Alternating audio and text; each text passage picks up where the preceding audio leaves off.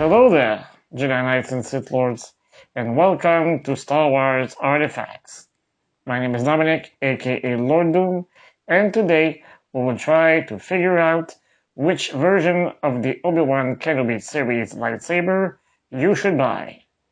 The Legacy version, or Hasbro's Force Effects Elite version. Before we begin, don't forget to subscribe to the channel, hit the notification bell, and smash the like button to help me continue my work.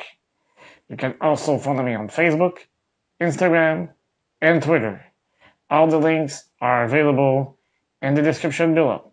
The evaluation will be based on many criteria. For each of them, there will be a winner, and the version with the most points at the end will be declared the grand winner. Here is a list of the criteria: the price, the accessibility, the packaging, the included stand, the hilt, the blade, the special effects, the batteries, and the playability. The competition will be fierce, and the results will be close. Are you ready? Let's get ready to rumble! The Legacy lightsaber is sold since 2022. Its retail price is $250 US. On the other hand, the Force Effects Elite is sold since 2022 at the cost of $280 US. The Legacy version is sold at both Disney parks and on shopdisney.com. The Hasbro Force Effects version can be found at any retail stores that sell toys or online. So, the Legacy throws the first punch in the price category, but the Force Effects strikes back immediately by winning the accessibility category. Generally, when we buy a new toy, the packaging is the least of our worries. But the Legacy Sabers box gives us the impression that we just bought a collector's item. Even though it is made of cardboard, the box keeps the concept of other Legacy lightsaber gray boxes. Obviously, the box had to be enlarged to fit the blade, the stand, and the belt clip. For its part, the Force Effects Saber comes in a generic box where only the colors and the picture on the upper right corner have been changed. It is bigger and the interior is less polished than its opponent. Unless you are a die-hard collector, you more or less feel the need to keep the box in your storage room. So, the Legacy version wins this round easily. Both versions of the Obi-Wan Saber come with a display stand to expose them. The Legacy version comes with the same stand model that was included with Disney Parks lightsabers sold before the opening of Galaxy's Edge parks. As for the Force Effects version, it comes with the same display stand as the other lightsabers from this series. The aesthetics looks a lot like a Death Star wall. When placed on its stand, the Legacy Saber seems very unstable, and we don't get the impression that the stand was made for this lightsaber. On the other hand, the Force Effects stand provides better stability and simply feels superior to its competitor. So, the Force Effects wins this round with flying colors. Even if we are talking about the same saber, both hilts present some differences. First, neither saber shares the same height. The Legacy version is shorter than the one from Hasbro. It is impossible for me to tell you which one has the right dimension, so I won't give this detail any importance. Comparing both emitters, we see differences on the paint application. Both gray cups are very similar, but if you look at the tin neck portion, there is a huge difference in colors. The Legacy version has both copper and gold components and features some weathering marks. The Hasbro version is covered with two different copper plates and doesn't really have weathering marks. As for the grip, the Legacy version has more weathering marks. For its part, the Force Effects version seems less damaged. The portion that is made from World War I grenade doesn't totally correspond to one version in particular, as you can see on this picture that features the Hero Saber. Fun fact, both emitters unscrew at different places when you want to switch them in order to insert a blade. The Legacy version unscrews with the grip, while the Hasbro version unscrews at the end of the thin neck portion. Both activation buttons are practically identical. However, the metal band that goes all around is made of brushed metal for the Legacy version, while the Hasbro version is made of chrome metal. Both bottom screws follow the same logic.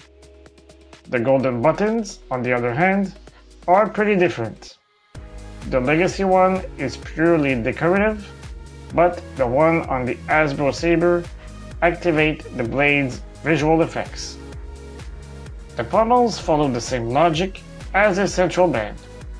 This means that the Legacy version is made of brushed metal and that the Hasbro version has a chrome finish. The Legacy version also features more weathering marks than the Hasbro's. Both sabers are equipped with a Contre-attaque ring to attach it to a belt clip. Both hilts have about the same diameter. The weight of the Legacy hilt is of 1.5 pounds and the Force Effects version is 2.5 pounds. So, if we take the reference images of the Hero Saber used in the series in consideration, I need to give the advantage to the Legacy version because the look is more faithful.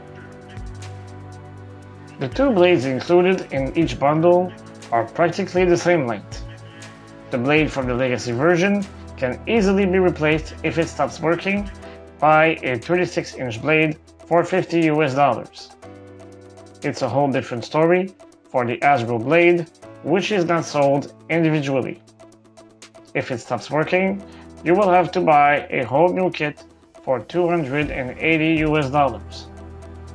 Once the blades are activated, we can see that the Legacy one is of a darker blue than the Force Effects. So, both blades get a point each for this criterion. This means that after round number 5, the Legacy lightsaber is leading by only 1 point. When it comes down to special effects, both sabers have an unclash sound and light effect. However, the Force Effects sets itself apart thanks to a button dedicated to special effects. If you quickly press and release that button, you will hear the sound of a blaster deflection. If you press and hold it down, you will get the effect of a blade in friction with another object.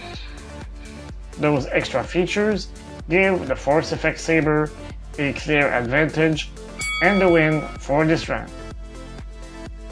Both sabers are powered by two different battery types. On the one hand, the Legacy version requires 3 AAA batteries. The Hasbro version requires 3 AA batteries. The replacement is relatively the same and they both take about the same time. This round is a tie. Now, let's talk about playability. The main goal of an object such as this lightsaber is to expose them, but also to have some fun. To do so, you need to be ready very quickly. Thankfully, it is the case for both Obi-Wan sabers. In a span of a few seconds, the emitters can be replaced and the blade can be inserted for a duel. The only difference is the order you do those operations. For the Legacy Saber, you switch the emitters first and then you put the blade in. For the Force Effects Saber, you insert the blade first, and then you add the emitter. Since the Legacy Lightsaber is considerably lighter than the Force Effects, you might prefer to use this version, especially if you are getting ready for a long day at a convention. In addition, you will be able to use the belt clip included in the Legacy bundle. Those who decide to go with the Hasbro version will have to find a belt clip on their own. So, the Legacy version wins this duel by a hair with a final score of 6-5. In my opinion, what tipped the balance in favor of the Legacy was that it looked more screen accurate to the one seen in the series.